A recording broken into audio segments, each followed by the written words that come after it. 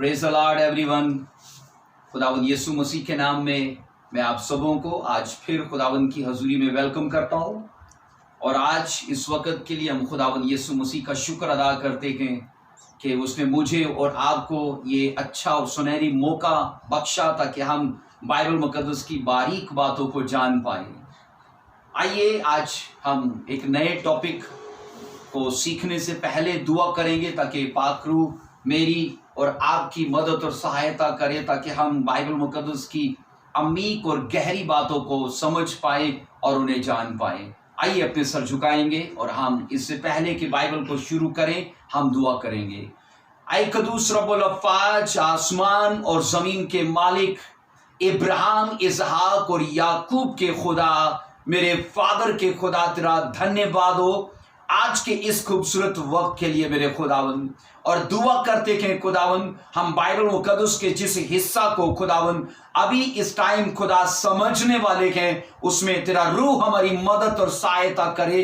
हम पाक रूह को वेलकम करते हैं, वो हमारे बीच में आए और इन वचनों की गहराई को समझने के लिए हमें हेवनली विजडम अता करे ताकि खुदावंद आज का कलाम हमारे जीवन को सेम न छोड़े। हालेलुया। उन सबों के लिए जो यहाँ पर मौजूद हैं और खुदावंद वो सभी भी जो इस वीडियो के वसीले से इस कलाम की गहराई को समझने और सीखने वाले हैं, मैं अभी से उन्हें रूह में छूता हूं यीशु मसीह के नाम से। आज का कलाम उनके जीवन को सेम न छोड़े। हम यीशु के पवित्र और जलाली नाम से ये मांगते और कबूल करते हैं। आमीन आमीन। Hallelujah. Praise the Lord. Hallelujah. आइए बाइबल मुकद्दस को मेरे साथ खोलिए। आज हम जिस टॉपिक पर बात करने वाले हैं वो है the overflow of Jesus life. हम यीशु मसीह के जीवन के बहाव को जो उनके जीवन से बहता है हम उसके बारे में बाइबल मुकद्दस में से सीखने वाले हैं। और याद रखिए इस मजमून के तकरीबन 2 पार्ट भी बन सकते हैं या 3 पार्ट भी बन सकते हैं। तो अभी इस सरमन का ये पहला पार्ट है जिसको आज हम सीखने वाले हैं और मैं आपके साथ इन वचन को शेयर करने वाला हूं। आइए मरकजी आयत है यशाया 10 बाब उसकी 27 वर्ष को पढ़िए। यशाया की किताब उसका 10 बाब उसकी 27 वर्ष को पढ़ेंगे। उस वक्त यूं होगा कि उसका बोझ तेरे कंधे पर से और उसका जुआ तेरी गर्दन पर से उठा लिया जाएगा और वह जुआ मसा के सबब से तोड़ा जाएगा। कलाम मुकद्दस का पढ़ा और सुना जाना हमारे लिए बायस से बरकत रहे। सब बोलिए आमीन। याद रखो यहां पर बाइबल मुकद्दस के अंदर हर प्रॉब्लम का, हर बीमारी का, हर तरह के बर्डन का हमें एक हल बताया गया है। बाइबल मुकद्दस यशाया 10 बाब की 27 आयत के अंदर हमारी प्रॉब्लम्स का सलूशन हमें दिखाती है। और यहां पर याद रखिए जब यह जिक्र आता है कि वो बर्डन जो तेरे शोल्डर के ऊपर है या वो योक जो तेरी नेक में है, वो जुआ जो तेरी गर्दन के अंदर है और वो बोझ जो तेरे कंधे पर है, बाइबल कहती है उसे तोड़ दिया जाएगा। और किसके सबब से? बाय अनॉइंटिंग बाइबल कहती है उसे तोड़ा जाएगा। अब सुनो, इंग्लिश में जो लफ्ज बोझ के लिए आया है, हम उर्दू में जब ये पढ़ते हैं कि हर वो बोझ जो तेरे कंधे पे है, इंग्लिश में उसके लिए लफ्ज आया है बर्डन। और बर्डन के लिए याद रखिए अब्रानी लफ्ज 5448 नंबर का यह लफ्ज है, वो लफ्ज है SOBEL, सोबेल। ये अब्रानी लफ्ज है सोबेल, मतलब 5448 नंबर का जो बर्डन के लिए आया है। और याद रखो अब्रानी बाइबल जिस बर्डन की बात करती है वो ये है कि हार्ड वर्क, वो मुशक्कत जो तेरी लाइफ में है। आप यकीन करिए कि लोग इस कदर काम में उलझे हैं और कमाते हैं पर उनके हाथ में नहीं है। और बाइबल ये कहती है कि हर तरह की वो मुशक्कत, वो हार्ड वर्क जो तू करता है, उसने कहा उसको तेरी लाइफ से काट दिया जाएगा। और फिर अब्रानी लफ्ज का दूसरा तर्जुमा है हर किस्म की प्रॉब्लम्स, हमें कंधों के ऊपर जिस बोझ का उर्दू बाइबल बताती है, अब्रानी में लफ्ज है सोबेल, जिसका मतलब है हार्ड वर्क, और फिर उसका दूसरा तर्जुमा है प्रॉब्लम्स, फिर उसका तर्जुमा है वरी, मतलब रंजीदगी। हम समाज में लोगों को रियल हैप्पीनेस में कम देखते हैं, पर हार्ड वर्क के अंदर, प्रॉब्लम्स के अंदर, और मैं कह रहा हूं वरी के अंदर, और फिर इसका चौथा तर्जुमा है डिफिकल्टी, मतलब मुश्किल। और मैं आपको बताऊं, अगर आपको कैरियर बनाने में उलझन है, मुश्किल है, आप रंजीदा हो अपने परिवार के लिए, अपने फ्यूचर के लिए, तो बाइबल मुकद्दस इन चीजों के लिए एक सॉल्यूशन दिखाती है। और यहां पर मैं आपको बता रहा हूं, यहां पर यसाया 10 बाब की 27 आयत में लिखा है कि हर वो बर्डन मतलब हार्ड वर्क जो तेरे शोल्डर के ऊपर है, प्रॉब्लम्स जो तेरे शोल्डर के ऊपर है, वरी जो तेरे शोल्डर्स के ऊपर है, और डिफिकल्टी जो तेरे शोल्डर के ऊपर है, बाइबल मुकद्दस कहती है वो बाय अनॉइंटिंग उसे कहा वो तोड़ा जाएगा। अब सुनो, उर्दू बाइबल याद रखिए जिस लफ्ज को यूं बयान करती है कि उस जुए को और उस बोझ को तोड़ दिया जाएगा, तो उर्दू में यह समझ आता है कि जो चीजें कभी एक थी उन्हें तोड़ के 2 हिस्सों में कर दिया जाएगा, क्योंकि तोड़ने का यही मतलब है। कोई भी रॉड आप ले लो, कोई भी छड़ी ले लो, और जब हम उसे तोड़ते हैं तो पहले तो वो एक है, लेकिन तोड़ने का मतलब यह है कि उसे बीच में से तोड़ा तो वो 2 हो गए। इसका मतलब है जो उर्दू लफ्ज तोड़ना है, ये अब्रानी के उस लफ्ज की वो गहराई या उसके वो मफहूम को बयान करने से कासिर है। यहां पर याद रखिए, तोड़ने के लिए इंग्लिश लफ्ज आया है डिस्ट्रॉय करना, और मैं आपको बता रहा हूं बाइबल ये कहती है हर वो बर्डन जो तेरे शोल्डर के ऊपर है, हर वो योक मतलब जुआ जो तेरे नेक के अंदर है, बाइबल कहती है उसे तोड़ा नहीं, बल्कि इंग्लिश बाइबल कहती है उसे डिस्ट्रॉय किया जाएगा। अब डिस्ट्रॉय का मतलब है नेस्तो नाबूद कर देना, डिस्ट्रॉय का मतलब है तबाह बर्बाद कर देना। और मैंने कहा कि नेस्तो नाबूद, तबाह बर्बाद, ये डिस्ट्रॉय है, और डिस्ट्रॉय का मतलब है जलाकर भस्म कर देना और सब कुछ खत्म कर देना। इसका मतलब है जो उर्दू बाइबल इस लफ्ज की हालत बयान करती है, उसे कई दर्जे इंग्लिश का लफ्ज उसकी गहराई को जानता है कि हर चीज सिर्फ तोड़ी नहीं जाएगी, बल्कि उसे नेस्तो नाबूद कर दिया जाएगा। अब बाइबल मुकद्दस के अंदर सुनिए, हम जब ये पढ़ते हैं कि खुदा अनॉइंटिंग के वसीले से हर उस बर्डन को जो फिक्रों के लिए, जो परेशानियों के सबब से, जो उलझनों के सबब से हमारे दिमाग, हमारे कंधों के ऊपर है, उसे खुदा अनॉइंटिंग के वसीले से नेस्तो नाबूद कर देगा।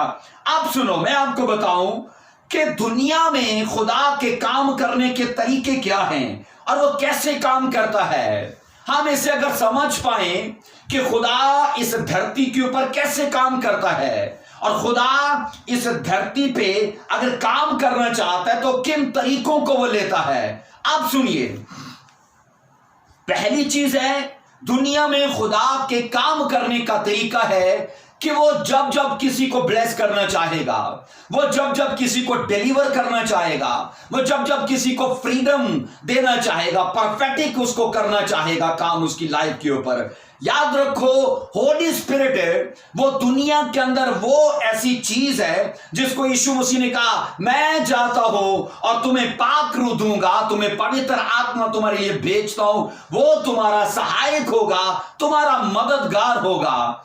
आज खुदा पाक रूह के वसीले से काम करता है, डिलीवरेंस का, हीलिंग का, परफेक्ट का, ये पाक रूह के वसीले से है। और दूसरी चीज, पाक रूह वहां पर काम करता है जहां पर वचन होता है, क्योंकि पाक रूह बिना वचन के काम नहीं करता।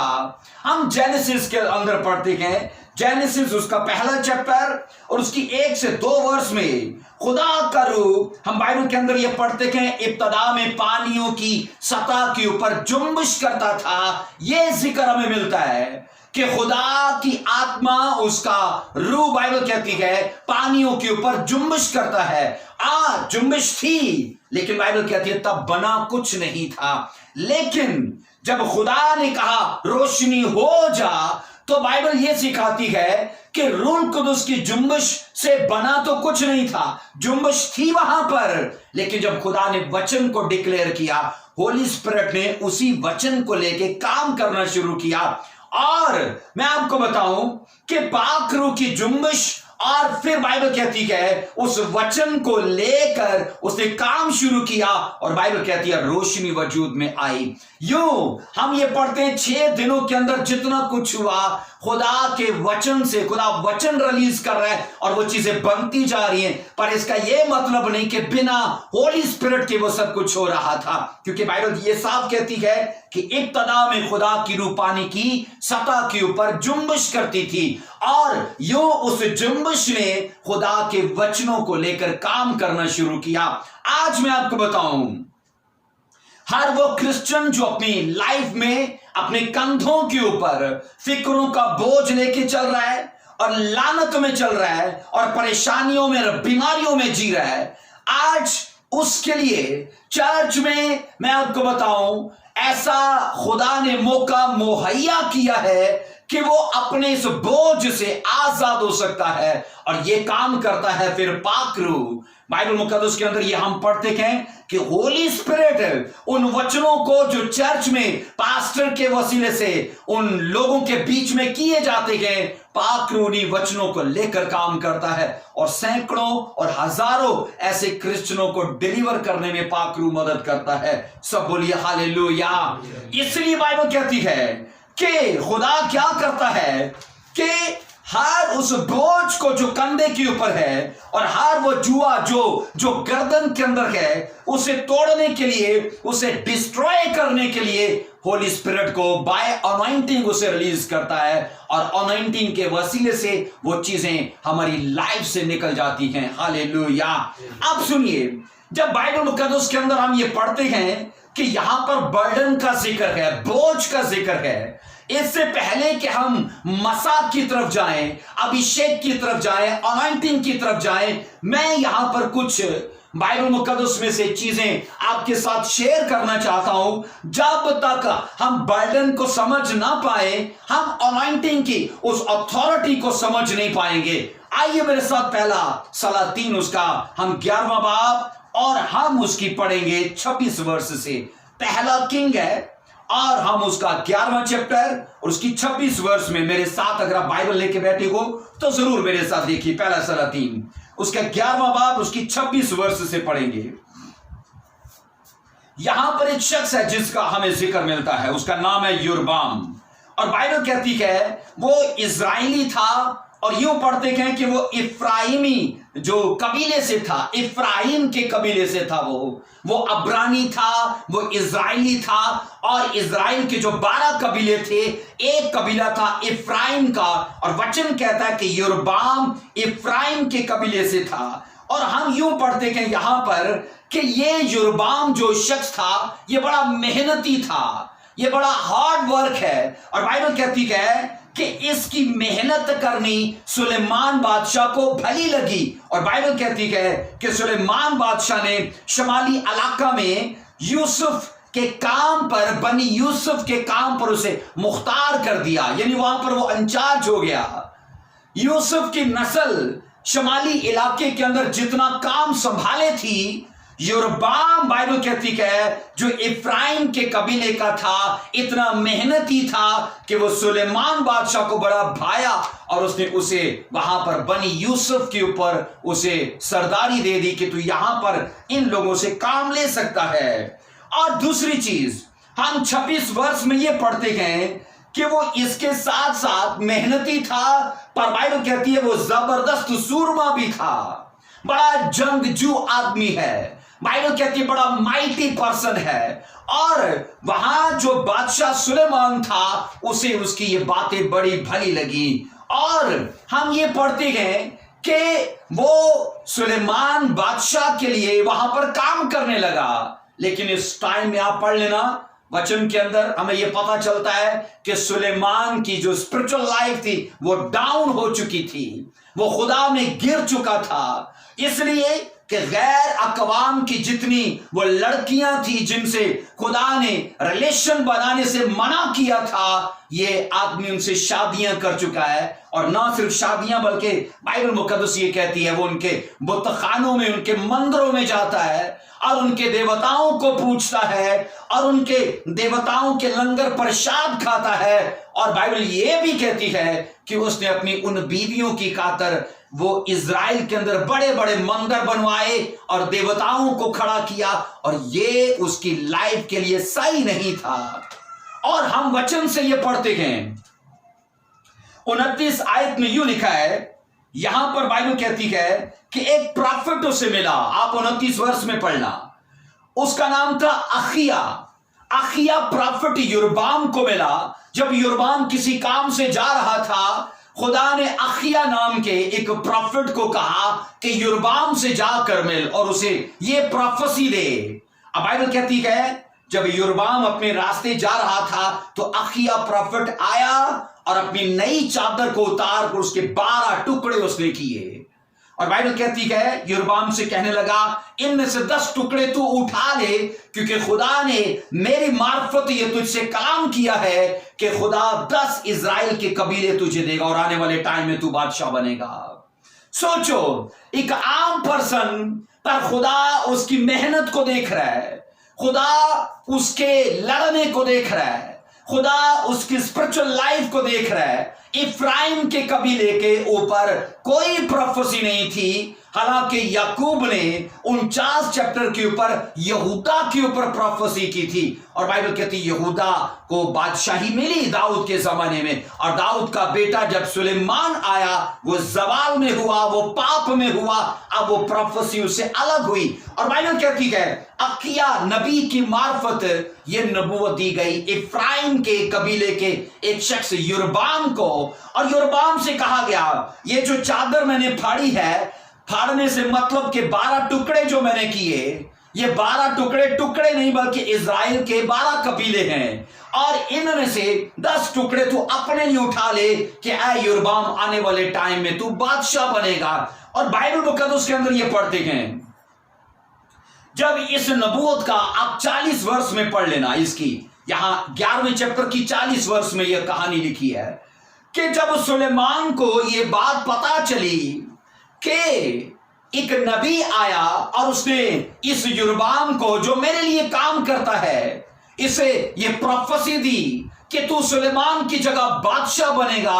और बाइबल कहती है सुलेमान ने गलत प्लानिंग की और उसे मारना चाहा। लिखा यरोबाम इस बात को जान गया कि बादशाह मेरे लिए एक योजना, एक जाल बुन चुका है और वो मुझे मारना चाहता है, और वो मिस्र में भाग गया। और आपको पता है बाइबल मुकद्दस के अंदर ये लिखा है वो तब तक मिस्र में रहा जब तक सुलेमान मर ना गया। अब 12वें चैप्टर के अंदर हम आते हैं, तो 12वें चैप्टर के अंदर ये स्टोरी यूं है कि इज़राइलियों को ये पता चला कि एक नबी ने यरोबाम को ये नबूवत दी थी कि तू इज़राइल का बादशाह बनेगा। अब चूंकि सुलेमान मर चुका था, अब लोगों ने ये किया, 12वें चैप्टर में ये स्टोरी है कि लोगों ने यरोबाम को मिस्र से बुला लिया, और जब मिस्र से बुलाया तो उससे कहने लगे तू हमारे साथ चल ताकि हम सुलेमान की जगह जो उसका बेटा बादशाह हुआ है हम उसके पास एक रिक्वेस्ट लेकर जाएं। हम बाइबल मुकद्दस के अंदर 12वां चैप्टर और उसकी दूसरी वर्ष में यह पढ़ते हैं कि एक नबूवत थी जो यरोबाम के ऊपर थी कि तू आने वाले टाइम में बादशाह बनेगा। लोगों ने उसे बुलवा लिया। अब क्या हुआ, 12वें चैप्टर में उसकी पहली आयत में पढ़ते हैं कि रुबहाम जो था वो सुलेमान का बेटा था, और वो सुलेमान के मरने के बाद उसकी जगह पर वो बादशाह बना था। अब लिखा है यरोबाम, और बाइबल कहती है सारे इज़राइली उसके पास गए और कहने लगे कि तेरे बाप ने हमारे ऊपर एक जुआ लाद रखा था, हमारी कंधों के ऊपर बर्डन था, हमारी गर्दन में तेरे बाप ने एक जुआ डाल रखा था, हमें कुछ रिलीफ दे उससे।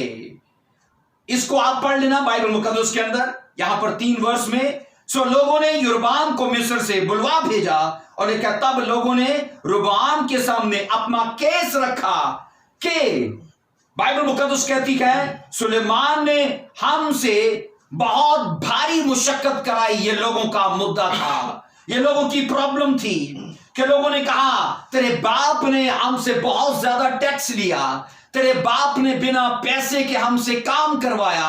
आप बाइबल के अंदर पढ़ लेना कि सुलेमान अपनी जिंदगी के अंदर सब बादशाहों से बड़ा हुआ, नामवर हुआ, लेकिन उसकी जिंदगी की कुछ कमजोरियां भी थी।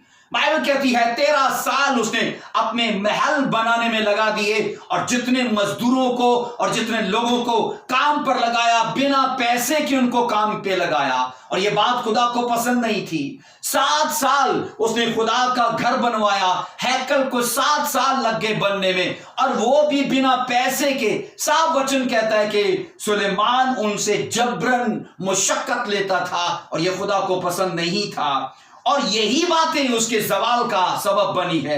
हम बाइबल के अंदर ये पढ़ते हैं, उन लोगों ने कहा सुलेमान के बेटे से कि हर बादशाह जब आता है तो लोगों को कुछ रिलीफ देता है, उन्हें कुछ आसानियां देता है। हमारे लिए कुछ आसानी ये कर कि जो जुआ तेरे बाप ने हम पर डाल रखा था, हमें उससे छुटकारा दे। लेकिन आप पढ़ोगे बाइबल मुकद्दस के अंदर साहब ये पढ़ते हैं 6 वर्ष में लिखा है रोबाम बादशाह ने अपने बाप के जमाने के उम्र रसीदा लोगों से मशवरा किया।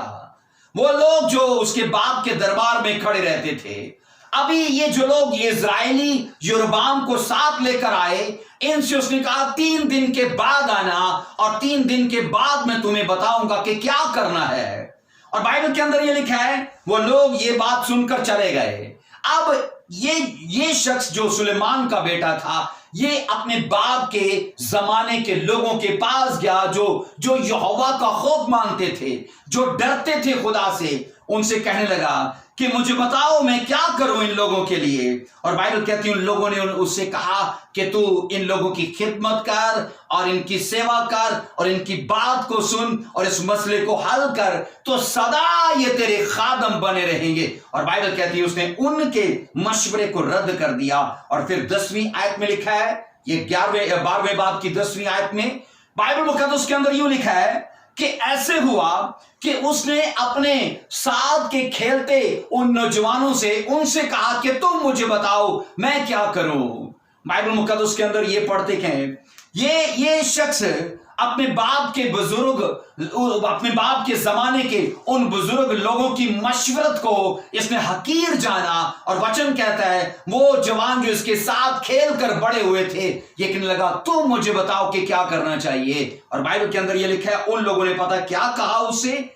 हम ये पढ़ते हैं 10वीं आयत से, रोबाम ने अपने बचपन के दोस्तों से पूछा कि उसे क्या करना चाहिए। तो उन्होंने रोबाम बादशाह को कहा तू उन लोगों से कह जिन्होंने इस जुए को हल्का करने को कहा है, उनसे यूं कहना। और 11वीं आयत में क्या उन लोगों ने कहा, और अब गो कि मेरे बाप ने भारी जुआ तुम पर रखा है, तो भी तुम्हारे जुए को और ज्यादा भारी करूंगा। और मेरे बाप ने तुमको कोड़ों से ठीक किया, पर मैं तुमको बिच्छुओं से ठीक करूंगा। ये मशवरा सही नहीं था, याद रखिए। और बाइबल मुकद्दस के अंदर ये कहते हैं इस लड़के ने इजराइलियों से कहा कि मेरी ये जो छोटी उंगली है, जिसे यहां पर चुंगली कहा गया, उसने कहा ये जो मेरी चुंगली है मेरे बाप की कमर से भी बड़ी है। उसने कहा कि मेरे बाप ने जो तुमसे किया मैं उससे बुरा तुमसे पेश आऊंगा। मेरे बाप ने तुम्हें कोड़ों से मारा और मैं तुम्हें बिच्छुओं से डंग मरवाऊंगा और तुम्हें बिच्छुओं से पीड़ा दूंगा और तुम्हें दर्द दूंगा। मैं आपको बताऊं ये जुआ क्या था जो उनके ऊपर था, क्योंकि इजराइलियों को पता था एक लंबा टाइम सुलेमान ने बिना पैसे हमसे काम करवाया और हर चीज का टैक्स भी हमसे लिया। अब चूंकि उनकी जान इस जुए से तंग आ चुकी थी, और मैं यहां पर आपको बता रहा हूं यशायाह 10 की 27 में हमने पढ़ा है कि हर एक जो बोझ तेरे कंधों के ऊपर है और हर वो जुआ जो तेरी गर्दन में है वो मसा के सबब से तोड़ दिया जाएगा, मतलब डिस्ट्रॉय किया जाएगा। और मैं बर्डन की बात कर रहा हूं, उस जुए की बात कर रहा हूं जो इजराइलियों के कंधे के ऊपर था। और याद रखो, जुआ हमेशा जिसकी लाइफ पर होगा वो कभी ऊपर नहीं देख पाएगा, वो अपनी जिंदगी में सदा अपने उस बोझ के सबब से नीचे ही देखेगा और उकताया जीवन को जिएगा। वो बेबस लाइफ को, हेल्पलेसनेस को अपनी लाइफ में देखेगा। और सेम इजराइलियों की लाइफ में ऐसा था, उनको कहीं से रिलीफ नहीं मिल रही, कहीं से सुख शांति नहीं उनकी लाइफ में। जब सुलेमान मर गया, वो सोचते हैं कि उसका बेटा आया है। और ये समाज में होता है, जब भी एक बादशाह जाता है फिर दूसरा आता है, तो दूसरा बादशाह कुछ नए स्टेप्स लेता है, अपने लोगों को बजट में रिलीफ देता है, महंगाई में रिलीफ देता है, या फिर सैलरीज में रिलीफ देता है। लेकिन इन लोगों ने कहा हमें उस दर्द से छुटकारा चाहिए, हमें उस पीड़ा से छुटकारा चाहिए जो तेरे बाप सुलेमान के करके हमारी लाइफ में था। और रुबहाम ने कहा मैं तो तुम्हें ज्यादा पीड़ा देने वाला हूं, वो तुम्हें कोड़े मारता था, मैं तुम्हें बिच्छुओं से डंगवाऊंगा। और याद रखो, इस वजह के करके बाइबल कहती है इजराइलियों ने उसकी पैरवी करने से, उसे बादशाह मानने से इनकार कर दिया। और सेम याद रखो, हमने जो 11वें बाब की 30 से 39 वर्ष तक जो हमने अखिया प्रॉफिट की वो प्रोफेसी को पढ़ा जो यरोबाम के ऊपर थी कि तू 10 घरानों को ले जाएगा, 10 कबीलों को ले जाएगा। इसलिए मैं आपको बताऊं, हम वचन से ये पढ़ते हैं कि यरोबाम वो मैन ऑफ गॉड था जिसे खुदा की तरफ से इन लोगों के लिए ठहराया गया कि वो इनके जुए को तोड़ने में उनकी मदद करे और उस बर्डन को उनकी लाइफ से निकाले, या फिर वो प्रॉब्लम्स, वो वरी या वो डिफिकल्टी जो उनकी लाइफ में, या वो जो हार्ड वर्क है सोबल के वसीले से उन्होंने कहा वो डिस्ट्रॉय हो। भाई कैसे डिस्ट्रॉय हो? उस मैन ऑफ गॉड के वसीले से। हम वचन से ये पढ़ते हैं यरोबाम वो ममसू था खुदा का जिसे खुदा ने चुना था इस बड़े काम के लिए। मैं आज बताऊं, जब जब डिलीवरेंस का काम होगा, जब जब लोगों की लाइफ में फ्रीडम आएगा, जब जब लोग स्पिरिचुअली बढ़ेंगे, होली स्पिरिट काम करेगा, पर किसी मैन ऑफ गॉड को खड़ा करेगा बीच में, और उस मैन ऑफ गॉड के वसीले से ये बड़े बड़े चमत्कार होंगे। और बाइबल कहती है इजराइलियों की एक लंबी ये मुशक्कत थी, एक लंबा बर्डन था, लंबे टाइम से उनकी लाइफ के ऊपर वो उगता चुके थे। और वो बाइबल कहती है इस बारे में बड़े वरी थे, लेकिन उनको कहीं से रास्ता ना दिखाई दिया कि कहां से हमारा छुटकारा आए। और बाइबल ये कहती है, यूं वचन में लिखा है कि यरोबाम के ऊपर उन लोगों ने विश्वास किया, यरोबाम के ऊपर उन लोगों ने इस बारे में भरोसा किया कि ये वो मैन ऑफ गॉड है जिसके वसीले से खुदा हमें 10 कौमों इजराइलियों से और सुलेमान के इस बड़े बर्डन से वो हमें छुटकारा बख्शेगा। और सेम ऐसा हुआ। आज मैं आपको बताऊं, 10 कबीलों ने, बाइबल कहती है, यरोबाम का यकीन किया। यरोबाम को इस नजर में वो देख रहे हैं कि ये डिलीवर है, ये डिलीवरर है, और ये हमें फ्रीडम अता करेगा, ये हमारे उस बर्डन को डिस्ट्रॉय होने में हमारी हेल्प करेगा।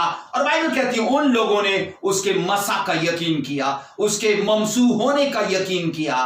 आज समाज में यह देखा जाता है कि लोग उन्हीं ममसूओं का विरोध करते हैं जिनसे कल वो इस बात की उम्मीद लगा के बैठते हैं कि इनकी दुआ करने से मेरी लाइफ में, मेरे परिवार में, मेरे बिजनेस में बड़े काम हो। पर मैं आपको यकीन दिलाना चाहता हूं, जहां जहां अनॉइंटिंग की रिस्पेक्ट होगी वहां वहां लोग उस अनॉइंटिंग को काम करते देखेंगे, डिलीवर करते, हीलिंग करते, प्रॉस्पेरिटी देते, वहां उस मसा को ये करते देखेंगे। लेकिन जिन जगहों पर इसका विरोध होगा, इसकी मुखालफत होगी, वहां ये कभी काम नहीं करेगा।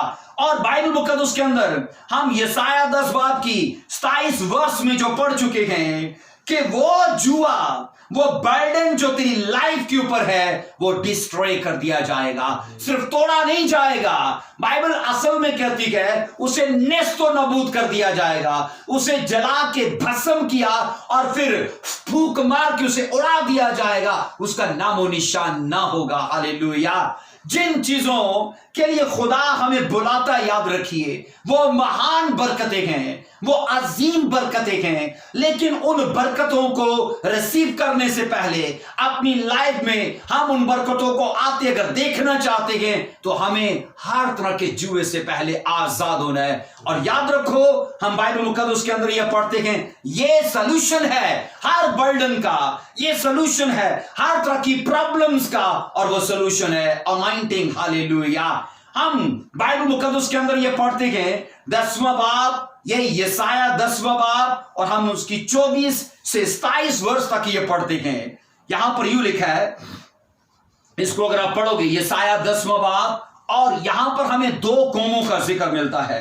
अगर आप इसे अपने वक्त में पढ़िएगा, यहां पर 10वें बाब और हम उसकी मैंने कहा 24 से 27 वर्ष तक 2 बड़ी कौमों का जिक्र मिलता है। एक है असूरी और दूसरी है मदियानी कौम।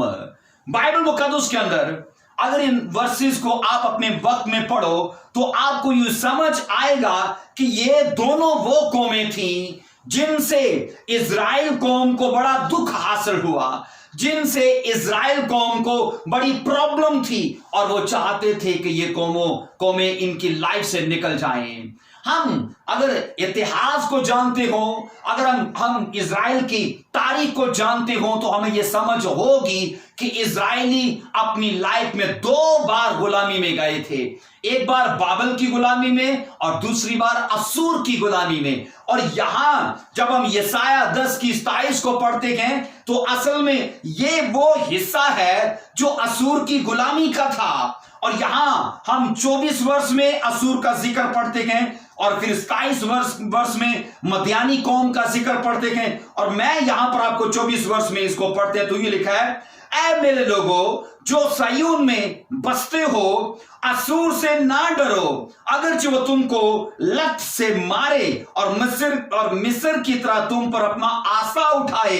25 वर्ष में लिखा है, लेकिन थोड़ी ही देर के जोश व खरोश माकूफ होगा और उनकी हलाकत से मेरे कहर की तस्कीन होगी। सब बोलो आमीन। इससे पहले कि खुदा मसा की बात करे, खुदा 24 वर्ष में उनकी प्रॉब्लम्स की बात कर रहा है कि तुम गुलामी के अंदर हो। और आप अगर गुलामी को अपने ऊपर इमेजिन करो कि गुलामी में कभी चॉइस नहीं रहती, आप अपनी मर्जी से सो नहीं सकते, आप अपनी मर्जी से कहीं आ जा नहीं सकते, आप अपनी मर्जी से खा नहीं सकते, मतलब आपकी खुद की लाइफ खत्म है और तब उसी की होती है मर्जी जो आपके ऊपर मुसल्लत है। और यहां पर खुदावन ने कहा, तुम जो असूर में गुलाम हो, उसने कहा मत डरो। और ये कहा कि 25 आयत में इन लोगों की हलाकत से मेरे गुस्से को सुकून मिलेगा, तस्कीन मिलेगी, मेरे कहर को। और फिर 26 वर्ष में लिखा है, क्योंकि रब्बुल अफ़वाज मदियान की खून रेजी के मुताबिक लिखा है, जो ओरेब की चट्टान पर हुई उस पर एक कोड़ा उठाएगा, उसका आसा समुंदर पर होगा, हां वो उसे लिखा है मिस्र की तरह उठाएगा। अब सुनो, मदियान की खूनरेजी का जिक्र है और मिस्र के वाकया का जिक्र है। यहां पर खुदा ने 2 पुराने वक्त की घटनाओं का जिक्र किया है। इन 2 वाकयात से खुदावन का मतलब यह था कि मैं इन ही के जैसे असूर से पेश आऊंगा। किन के जैसे कि जो मैंने मिस्रियों के साथ किया, उनको समुद्र में गर्क कर दिया, सेम ऐसे ही मैं असूर के लोगों के साथ करूंगा। उसने कहा सेम वो जो मदियान के अंदर खूनरेजी हुई, उसने कहा वही हाल मैं यहां असूर के लोगों का करूंगा। एक बड़ी याद रखो, उनको अजियत थी असूर की गुलामी के अंदर, और यहां खुदा उनको यह वादा दे रहा है यशाया 10 बाब की 27 वर्ष में कि असूर की गुलामी का जो बर्डन तुम्हारे ऊपर है वो मैं अनॉइंटिंग से उसे तोड़ डालूंगा, उस जुए को मैं तुम्हारी लाइफ से निकाल डालूंगा। सब बोलो हालेलुया। अब सुनिए, हमने बर्डन का सीखा, बर्डन किसी भी शक्ल में हो सकता है। बर्डन बीमारी की शक्ल में हो सकता है। बर्डन मैंने कहा हार्ड वर्क की शक्ल में हो सकता है, वो प्रॉब्लम्स की शक्ल में हो सकता है, वो वरी की शक्ल में हो सकता है, वो डिफिकल्टी की शक्ल में हो सकता है। आप उस बोझ को किसी भी तरह से अपनी लाइफ में देखते हो तो बाइबल कहती है उसका एक हल भी बाइबल कहती है। और वो क्या है उसका हल? वो है मसा। अब यहां पर सुनिए, बाइबल मुकद्दस ये कहती है कि उन्हीं के जैसे मैंने मिस्र से उन्हें डिलीवर किया इजराइलियों को, मैं तुम्हें यहां असुर से भी डिलीवर करूंगा। और उसने कहा यह डिलीवरेंस तुम्हारा हिस्सा बनेगी, असुर कभी तुम पर मुसल्लत ना होगा। लेकिन यह होगा कैसे? यहां पर बाइबल कहती है मैं मसा को तुम पर रिलीज करूंगा, उस मसा से तुम्हारे जुए टूट जाएंगे। अब यहां पर मैं आपको बताना चाहता हूं, जब हम लफ्ज मसा का पढ़ते हैं उर्दू में, पूरी उर्दू बाइबल में एक ही लफ्ज हमें मिलता है मसा मसा मसा। और इंग्लिश में इसके लिए लफ्ज आता है अनॉइंटिंग, और पूरी इंग्लिश बाइबल में इसके लिए कोई दूसरा लफ्ज नहीं है, अनॉइंटिंग ही इस्तेमाल हुआ है। और सेम ऐसे हिंदी बाइबल के अंदर इसके लिए एक ही लफ्ज आया है अभिषेक। वो पुराने नियम में भी अभिषेक और नए नियम में भी अभिषेक। उर्दू बाइबल में पुराने अहदनामे में भी लफ्ज मसा और नए अहदनामे में भी लफ्ज मसा। और इंग्लिश मैंने कहा दोनों अहदनामों के अंदर एक ही लफ्ज आया है, वो है अनॉइंटिंग। लेकिन मैं आपको यहां बताऊं, अब्रानी में और यूनानी में किस्सा ही और है, क्योंकि उनके पास एक शब्द नहीं है। हमें अगर उर्दू में पढ़ना है तो सिवाय मसा के और कोई लफ्ज नहीं मिलता, अगर इंग्लिश में पढ़ना है सिवाय अनॉइंटिंग के और कोई लफ्ज नहीं मिलता, और अगर हिंदी में पढ़ना है सिवाय अभिषेक के और कोई लफ्ज नहीं है। लेकिन मैं आपको कह रहा हूं अब्रानी के पास ऐसा नहीं है। अब्रानी के पास पुराने अहदनामे के अंदर, याद रखिए, हिब्रू, क्योंकि ओल्ड टेस्टामेंट हिब्रू में लिखा गया है, तो हिब्रू में जहां जहां मसा आया है उसके लिए दो हिब्रू लफ्ज हैं जिनको आज हम बाइबल से देखेंगे। और सेम ऐसे ही ग्रीक के लिए भी है। ग्रीक के अंदर भी, मतलब यूनानी के अंदर भी दो अलग अलग दो लफ्ज हैं जो मसा के लिए इस्तेमाल किए गए हैं। लेकिन मैं आपको बताऊं, चूंकि ये अब्रानी मतलब हिब्रू और ग्रीक मतलब यूनानी, ये दोनों कदीम जुबानें हैं। और ना सिर्फ ये कदीम जबानें हैं, बल्कि इनका मुआद और इनका मटेरियल इतना वसी है कि उर्दू और हिंदी और पंजाबी और इंग्लिश उनके उन तमाम अल्फाज को या उनका मकसद या मफहूम अपने लफ्जों के अंदर बयान करने से कासर है। उर्दू, पंजाबी, इंग्लिश, हिंदी, मैं कह रहा हूं अब्रानी और यूनानी के उन अल्फाज का हाथाबंदी करने से, उनका रियल वो मफहूम या उसका मकसद बयान करने से वो कासिर है। आप देखोगे हमारी उर्दू के अंदर मतलब ऐसा है कि कई इंग्लिश के लफ्जों ने अपनी जगह बना ली है और उर्दू के पास उसके मतबादल अल्फाज है ही नहीं। हम इस टाई को लेते हैं और टाई के लिए उर्दू के पास कोई लफ्ज नहीं है, और ये क्या करती है, उसी के अगर इसको बयान करना है टाई क्या है तो वो इंग्लिश में ही उसे लेगी। अगर कॉलर का लेना है तो कॉलर, मैं कहता हूं उर्दू के पास है ही नहीं लफ्ज, और अगर कोई इसके पास अल्फाज हैं भी तो वो नामकबूल हो चुके हैं। मतलब हम कप कहते हैं, कप के हमें उर्दू का लफ्ज मिलता है प्याला, पर प्याला वो नामकबूल है, और इंग्लिश का लफ्ज कप आके उसने अपनी ऐसी जगह बनाई, प्लेट ने अपनी ऐसी जगह बनाई कि हम प्याले और थाली को भूल चुके हैं। इसलिए मैं आपको कह रहा हूं कि अब्रानी और यूनानी के उन अल्फाज का असल मफहूम बयान करने से ये जबानें कासिर हैं। इसलिए हम स्टडी से ये पता करते हैं तकरीबन 4800 से 5000 ऐसे अल्फाज हैं जिनका इन जबानों के अंदर तर्जुमा हो ही नहीं सकता। इसलिए इन जबानों ने एक ही लफ्ज को लिया है, मसा मसा मसा, अनॉइंटिंग अनॉइंटिंग अनॉइंटिंग, या फिर अभिषेक अभिषेक अभिषेक। लेकिन सुनो, हम वचन से यूं पढ़ते हैं कि अब्रानी और यूनानी के साथ ऐसा नहीं है। वो जब कहीं पर बात करती है तो उसके पास अल्फाज का जखीरा है और वो अपने उन अल्फाज को बयान करती है। इसलिए मैंने कहा हमें मसा को समझने के लिए, फिर उसकी असल हालत को समझने के लिए, फिर हमें उन्हीं जबानों के अंदर जाना पड़ता है। अब बाइबल मुकद्दस के अंदर हम ये पढ़ते हैं, चूंकि अब्रानी के अंदर मैंने कहा इसके लिए मुख्तलिफ नाम दिए गए हैं, यूनानी ने इसके लिए मैंने कहा मुख्तलिफ नाम दिए हैं, तो हमें फिर उनको समझना है। अब सुनिए, यहां पर पहली बार जब लफ्ज मसा बाइबल के अंदर आया, पूरी बाइबल के अंदर जब पहली बार लफ्ज मसा बाइबल के अंदर आया, तो वो जेनेसिस 28 बाब और हम उसकी 18 और उसकी 19 वर्ष को पढ़ते हैं। यहां पर जेनेसिस 28 चैप्टर और उसकी 18वीं और उसकी 19वीं वर्ष में हम यहां पर बाइबल मुकद्दस के अंदर यह पढ़ते हैं कि याकूब सुबह सवेरे उठा और उस पत्थर को जिसे उसने अपने सरहाने धरा था लेकर सतून की तरह खड़ा किया और उसके सर के ऊपर तेल डाला। अब सुनो, हम बाइबल के अंदर यह पढ़ते हैं, जब याकूब, बाइबल कहती है कि अपने भाई के डर से, एसो से वो दौड़ा अपने मामू के घर में जाने के लिए। हम बाइबल के अंदर ये पढ़ते हैं रास्ते में वो एक ऐसी जगह पर खुले मैदान में सोया और खुदा उसे सपने में दिखाई दिया। ये स्टडी कहती है कि याकूब का खुदा के साथ पर्सनल इनकाउंटर था, खुदा के साथ उसका शख्सी आमना सामना था।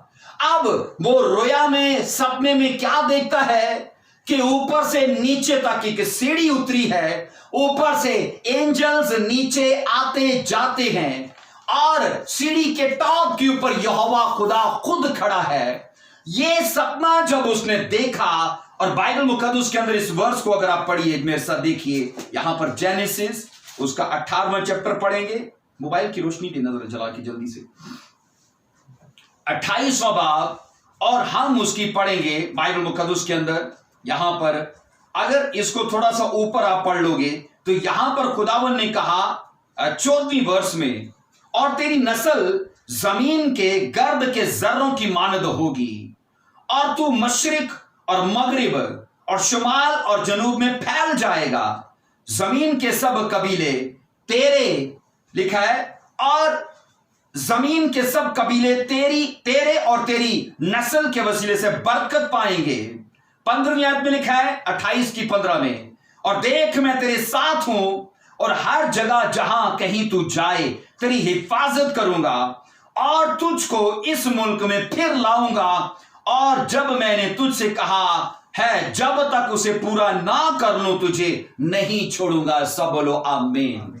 हम बाइबल के अंदर यह पढ़ते हैं कि यहोवा खुदा ने खुद याकूब से कहा कि मैं जमीन के जर्रों, जमीन के गर्द के जर्रों के जैसे मैं तेरी नस्ल को बढ़ाऊंगा, और खुदावन ने कहा तुझे ब्लेस करूंगा और तेरे बाप के घर में तुझे फिर वापस लाऊंगा, और जब तक ये सब कुछ तेरी लाइफ में पूरा ना हो जाए मैं तेरे साथ रहूंगा। हालेलुया।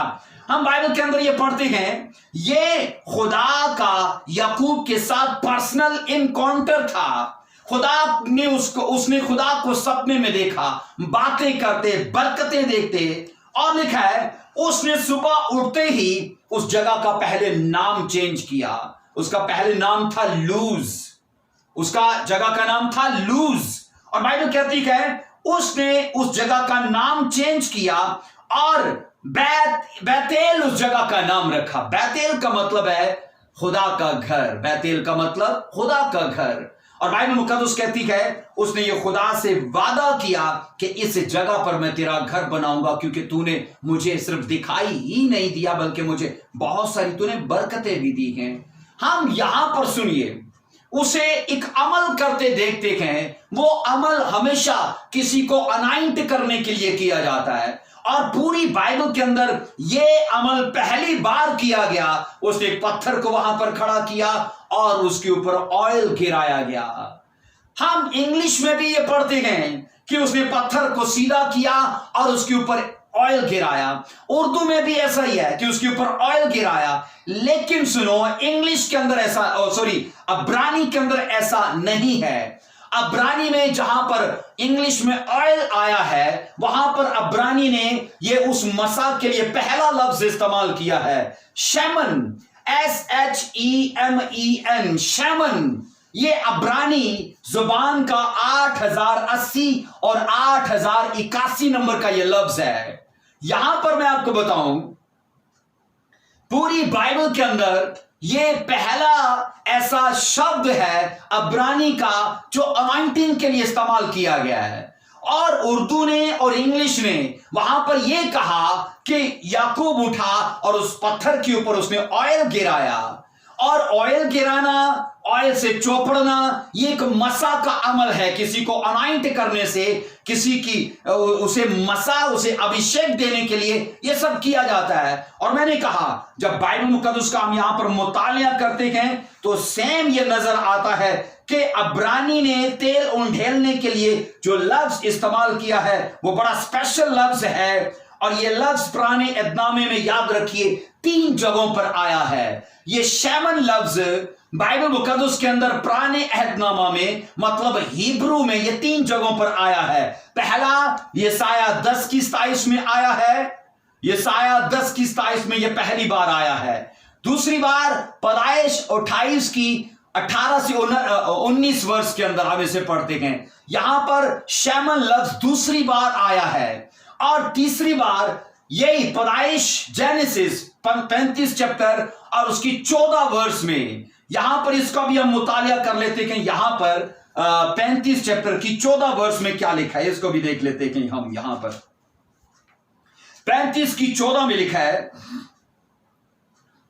तब याकूब ने उस जगह जहां वो उससे हम कलाम हुआ था पत्थर का एक सतून खड़ा किया और उस पर तपावन किया और तेल डाला।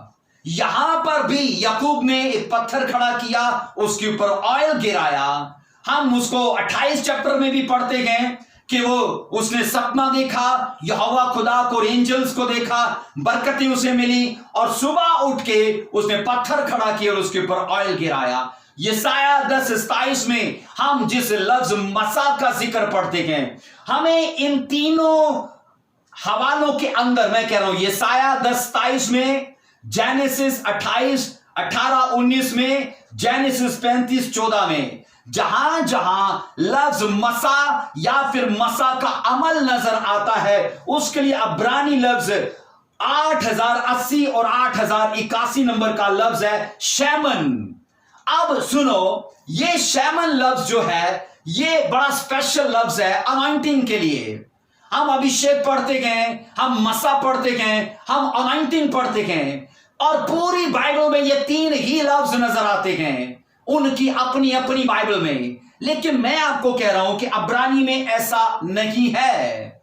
हम शैमन लफ्ज को, जो बाइबल में पहली बार आया और बाइबल के अंदर ये 3 जगहों पर आया, हम इस लफ्ज पर आखिर में बात करेंगे क्योंकि ये हमारी मरकजी बात है, यह हमारा मरकज रहेगा। हम इस पर ज्यादा फोकस करेंगे, पर शुरू में नहीं, हम इसे आखिर में फोकस करेंगे। अब सुनो, दूसरी बार बाइबल मुकद्दस के अंदर मैं शैमन को इसलिए छोड़ रहा हूं क्योंकि हम इसको आखिर में देखने वाले हैं। जो पहले नंबर का लफ्ज है हम उसे आखिर में देखने वाले हैं, लेकिन दूसरे नंबर का लफ्ज है अभी हम उसे देखेंगे। यहां पर एक्सोडस मतलब खरूज की किताब, उसका 29 चैप्टर और उसकी 7 वर्ष में, यहां पर हम यूं पढ़ते हैं 29 चैप्टर। अगर आप मेरे साथ बाइबल लेके बैठे हो तो यूं जरूर निकालिए खरूज की किताब और उसका 29 चैप्टर, और हम उसकी पढ़ेंगे बाइबल मुकद्दस के अंदर पहली वर्ष को देखेंगे। 29 चैप्टर उसकी पहली वर्ष के अंदर यूं लिखा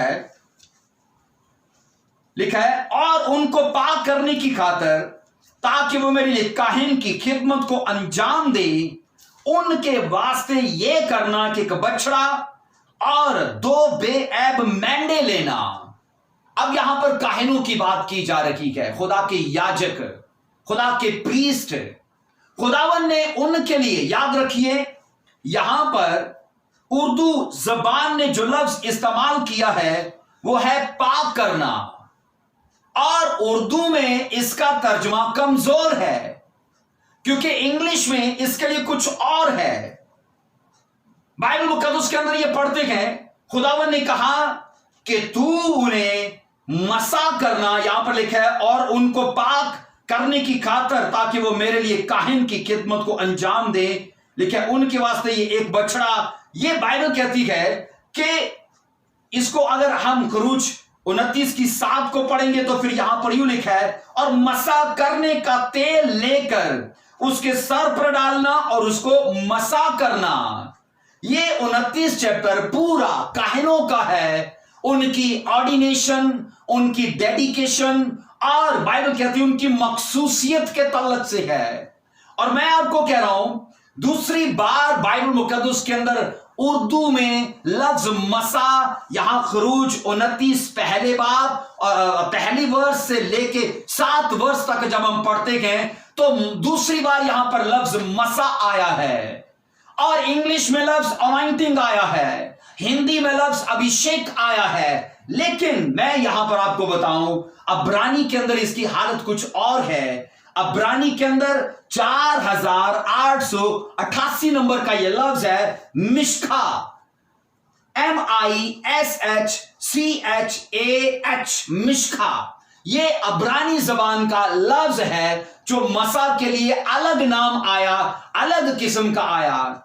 हमने पिछले हवाले में पढ़ा शैमन, ये भी मसा के लिए है, और इसे हम आखिर में देखेंगे। लेकिन यहां पर हम अब्रानी के अंदर जब बाइबल में पढ़ते हैं दूसरी बार, कहां पर? एक्सोडस 29 चैप्टर की 7 वर्ष में दूसरी बार लफ्ज मसा आया है। बाइबल कहती है काहिनों को तू मसा करना, तेल उनके ऊपर उंडेलना, और उस ऑयल से वो ब्लेस किए जाएं।